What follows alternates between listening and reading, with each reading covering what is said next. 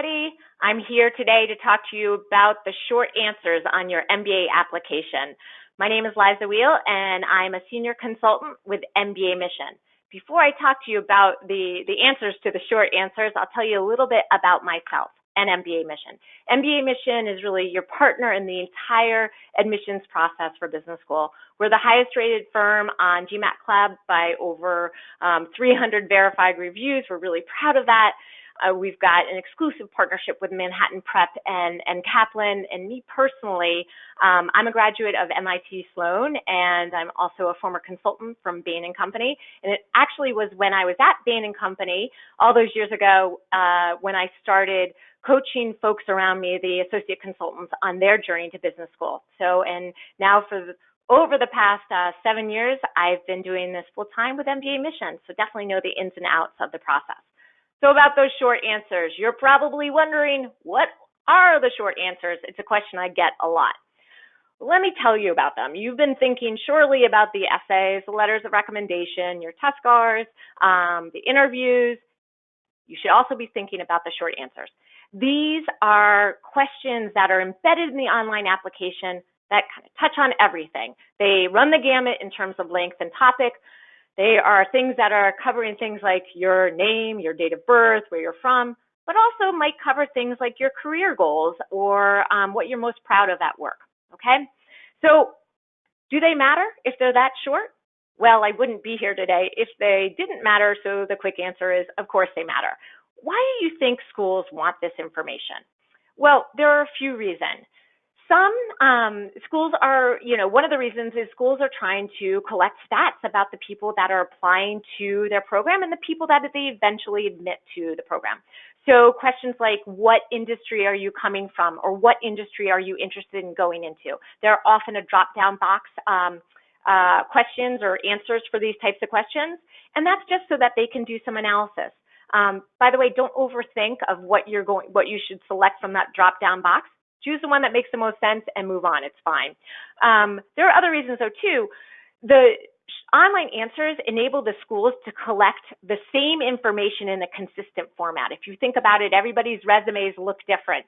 Some people start with the education. Some people start with professional.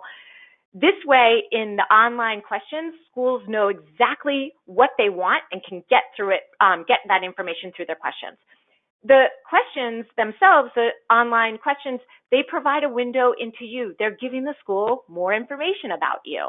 And the other thing to keep in mind is some schools, their short answer questions, they actually give you window into what the schools are thinking. So let me show just some quick examples. Remember, all the questions, they really do run the gamut for each school, but just to show you a little bit of the variety of what you might be up against.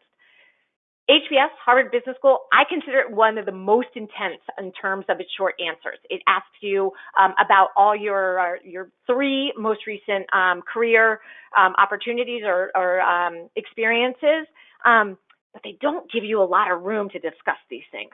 For example, one of the questions that they'll ask about your recent jobs or your most significant challenge. You have a whopping 250 characters to describe that challenge. That's like maybe a sentence. And in that sentence, you have to give the context, you have to explain why it was a challenge, and you have to explain how you actually prevailed. It's amazing how much time you're going to use to craft 250 perfect characters, but it's worth the time you'll spend. So that's one thing. And note, some of the schools actually give you tons of room to do this, and then it's a different exercise. This whole application is all about strategic communication. Even if they don't give you any word limit, you don't want to bore them. You need to know how to communicate concisely and use your own judgment on how many words or characters to use. So you can see that it really depends on what school, but also being really thoughtful about how to use whatever space you have strategically. I mentioned how some of the questions provide a window into the school. One of those schools is Columbia. It's actually pretty light in terms of its short answers, but I want to draw your attention to 2 questions. They basically ask you in the online app to identify or mention any admission staff, events, alumni, or current students that you know. They want you to mention those on the application. Let me give you a hint here. If they're asking that on the application, you should have an answer. Lots of people don't realize this until right before they apply to Columbia. They haven't talked to any current students. They have to leave this blank. You guys know this now. If you're interested in Columbia, I want you guys talking to students, talking to alumni, visiting the school, so you have an answer to this question, okay? So they run the gamut, so you want to be prepared. So that leads to my tips and is obviously the first tip. In order to know what the schools ask, you want to read through the entire application early on. Don't wait till the last minute. Make this part of the early on process as you're contemplating your essays. And when you're in the online app, let me give you a hint here, like click on all these little, the expansion options so that you can see all the questions that are asked. A lot of the questions have embedded questions once you dig deeper in, so I want you to do that.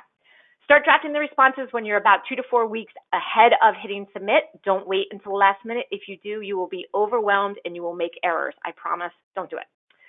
Don't overthink, but be strategic. What do I mean by this? If they ask you your favorite hobby, don't second guess yourself and ask them, well, what do they want to hear? No, it's your favorite hobby. Answer truthfully.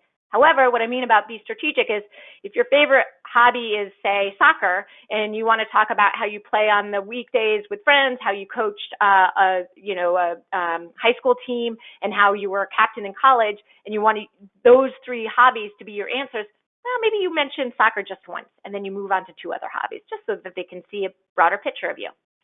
Abbreviations are your friend as long as anyone can understand them, okay? Use them if you have a character limit, but not an abbreviation that no one's going to know. Then the school's not going to know how to read it either. Leverage your resume as a starting point. You've already perfected a lot of the stuff on your resume. You don't want to do a direct cut and paste, but leverage what you've done, expand or contrast or shorten it as needed. And then most importantly, follow the word or character limit. You don't want to give a 100-word answer to a 100-character word answer. They're not going to read it. So be smart with those word limits. Okay? All right, guys. Most importantly, the short answers are your friends. View them not as a burden, which at times they'll feel, but view them as another opportunity to show the schools who you are. Okay? All right. So hopefully that gave you an idea about the short answers. I would encourage you, if you haven't, get to know us as well. Sign up for a free consultation with myself or one of my peers.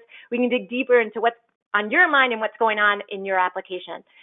Good luck to you all, and thanks.